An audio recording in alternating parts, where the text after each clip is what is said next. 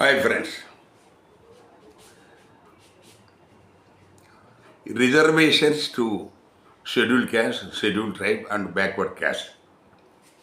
ఇవి వీటి గురించి ఈడబ్ల్యూఎస్ వచ్చిన తర్వాత కూడా వాటి మీద ఈ ఓసీల అండ్ ఏడుపు తగ్గలేదు. ఇక్కడ ఎస్సీ ఎస్టీ బీసీలకు వాళ్ళ జనాభా దామాష ప్రకారం కూడా వాళ్ళకు అందటం లేదు, దానికంటే తక్కువనే వాళ్ళకు అందుతున్నాయి. కానీ ఈడబ్ల్యూఎస్ ఓసీలు టోటల్ పర్సెంట్ అవైలబుల్ పర్సెంట్ 13 నుంచి 15, అందులో పేదలు 5%, కానీ ఇచ్చింది 10%. అయినా కూడా వాళ్ళకు తృప్తి లేదు, వాళ్ళ ఏడుపు ఆగటం లేదు. ఇది ఈ దేశంలో ఉన్న దరిద్రం. మళ్ళా వీళ్ళంతా ధర్మం గురించి, న్యాయం గురించి, సంస్కృతి సనాతనం గురించి మాట్లాడతారు. ధర్మం అంటే ఏంటి? అందరికీ సమానమైన అవకాశాలు కల్పించటం, సమానమైన మనకు సమానంగా చూడటం. ఈ దేశంలో ప్రజలు సమానంగా చూసే అలవాటు లేదు, వాళ్ళకు సమానమైన హక్కులు ఇచ్చే అలవాటు అంతకంటే లేదు. అయినా కూడా మన దేశం ధర్మం పాటిస్తుంది, ప్రపంచానికి సనాతనం ధర్మం నేర్పిస్తుంది అని గొప్పలు డబ్బాలు కొట్టుకుంటుంటారు. ఇదంతా చాలా వీళ్ళంతా ఏంటంటే మనకు సమాజంలో వాస్తవికతను తెలుసుకోలేని జనాలు. సరే, అది అలా ఉంచితే ఈ మధ్య జస్టిస్ విశాల్ గారని, ఆయన నాకు తెలిసి మధ్యప్రదేశ్ హైకోర్టు జడ్జి గారు, ఆయన ఒక స్టేట్మెంట్ ఇస్తే దాని మీద గుట్టలుగా కామెంట్స్ రికార్డ్ అవుతున్నాయి ఫేస్బుక్, వాట్సాప్లలో.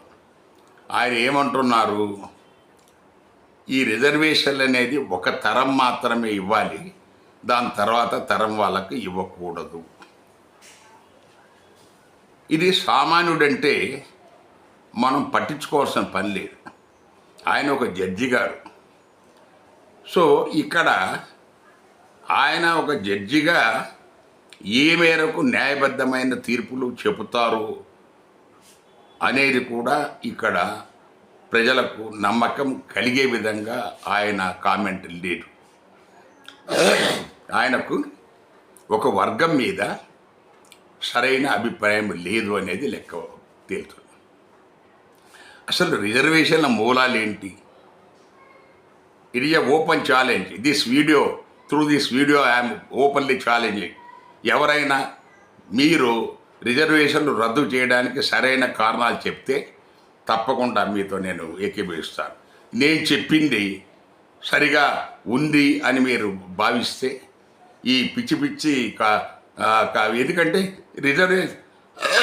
రిజర్వేషన్ అని కనబడేసరికి గుట్టల comments, we want reservation to go like అది. సరే, దీనికి మూలం ఎక్కడ?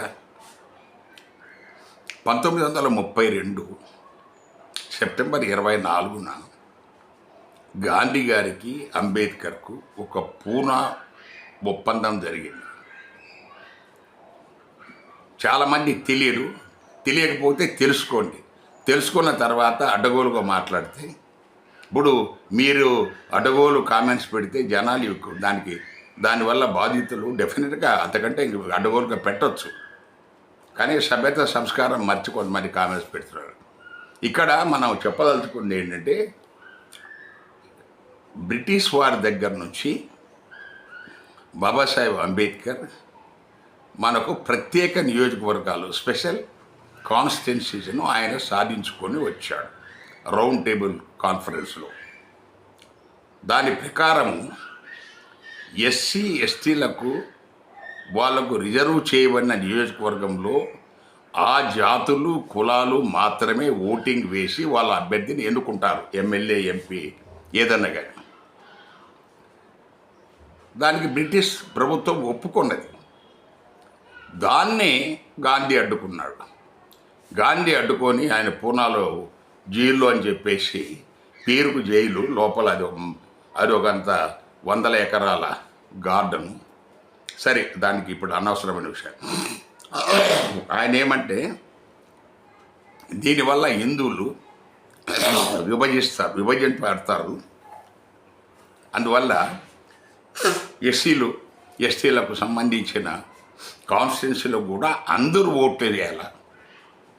ఎస్టీలు ఓట్లు వేసుకొని వాళ్ళ అభ్యర్థిని గెలిపించుకోవటానికి నేను వ్యతిరేకిని.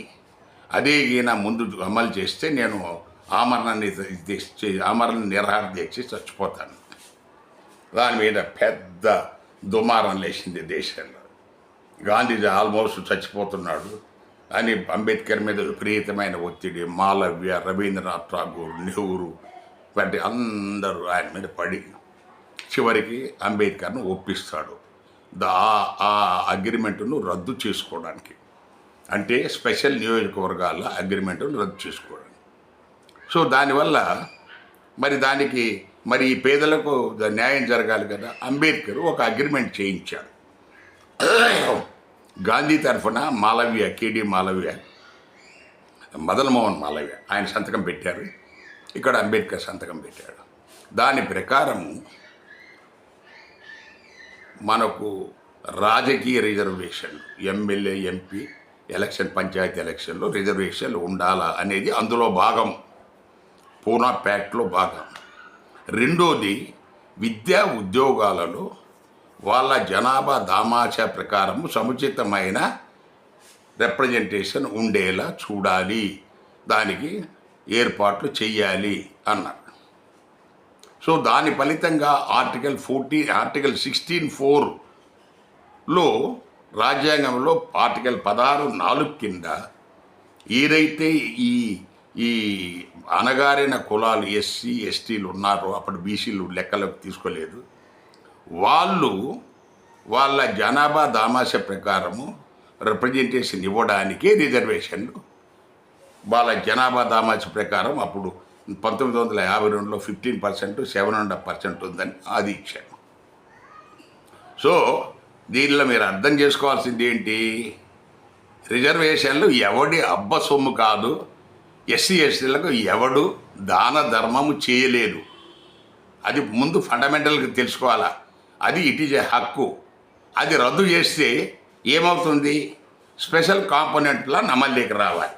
అంటే ఏంటి, ఎస్సీ ఎస్టీల రిజర్వేషన్లు ఉంటాయి, దానికి వాళ్ళ అభ్యర్థులు వాళ్ళే ఎన్నుకుంటారు. అప్పుడు మీరు జన్మలో ఓసీలు మీరు అధికారంలోకి రాలేరు. ఎస్సీ ఎస్టీ వీళ్ళిద్దరి వీళ్ళ ఓట్లు లేకుండా. అందువల్ల ఈ అనవసరమైన కామెంట్స్ చేయొద్దు. రెండోది, ఆర్టికల్ 341, 342 కింద మన ప్రెసిడెంట్ ఆఫ్ ఇండియా ఆయన పలానా కులాలు షెడ్యూల్ కులాలు, పలానా కులాలు షెడ్యూల్ ట్రైబులు అని మాత్రమే నిర్ణయిస్తారు.